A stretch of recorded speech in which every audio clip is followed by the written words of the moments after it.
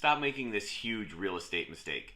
Looking at national numbers, number of houses sold across the U.S., number of houses on the market across the U.S., is good from a context perspective, but is of no value when you're trying to make a decision on a specific piece of property. Real estate is local. You have to look at the local market. And that's what I'm going to do today. Take a look at the Connecticut real estate market. I'm Dave Bolduc with the Bella Group. It's November 4th. So let's go into it. First thing I'm going to ask you, what do these two numbers mean? Pause the video, put some comments down below, and then we'll come back here. All right, so 29.8%. That's the drop in demand from June until October.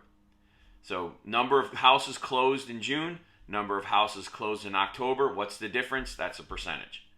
31%, that's the drop in new listings from June till October. So number of new listings in October, number of new listings, June, number of new listings in October. What's the difference? 31% drop. This is why we're seeing Connecticut on-hand inventory dropping just a little bit every week, because we're putting fewer listings in than we're having closings take houses out.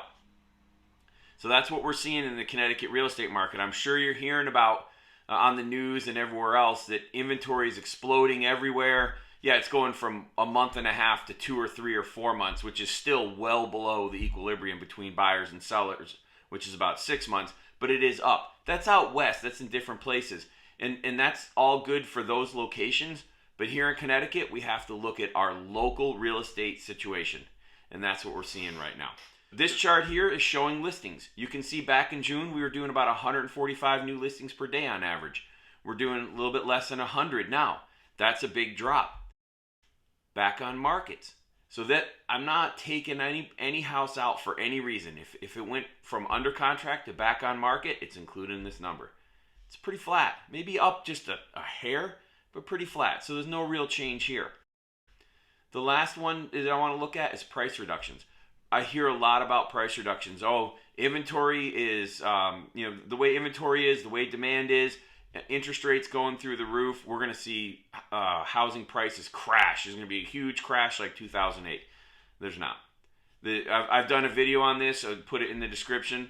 But the bottom line is there is no reason why prices are going to drop. They have flattened out. We're not seeing the big 18-20% increase year over year that we saw over the last couple of years. But we're not going to see a massive drop. It'll be a little dip here. They're a little up, little dip. And that's bearing out in these price reductions. 1% is what we're seeing. And those are houses that are overpriced.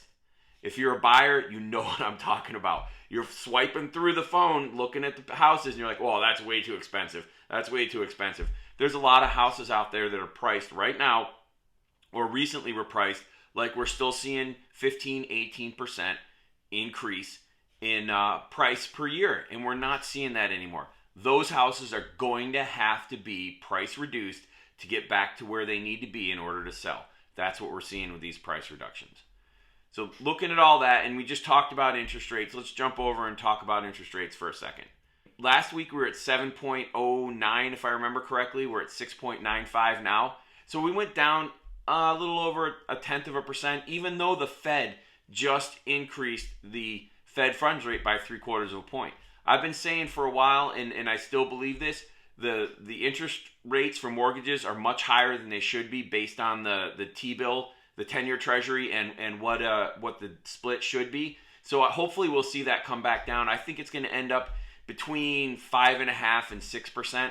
Hopefully that's no higher than that.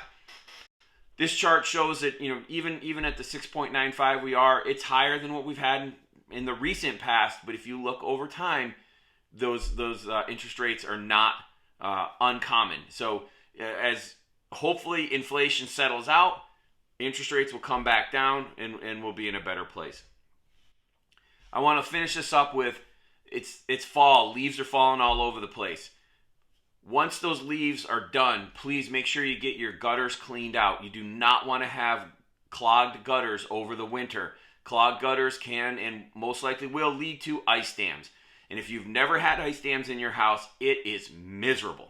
So please make sure you get those gutters cleaned out once all the leaves are down so you can have a better chance of avoiding ice dams. That's all I got for right now. Hopefully you got some value out of it. Please like, subscribe, ring the notification bell, and again, comments are much appreciated. It's Dave Bolduc with the Bella Group. You guys have a great weekend. Thanks.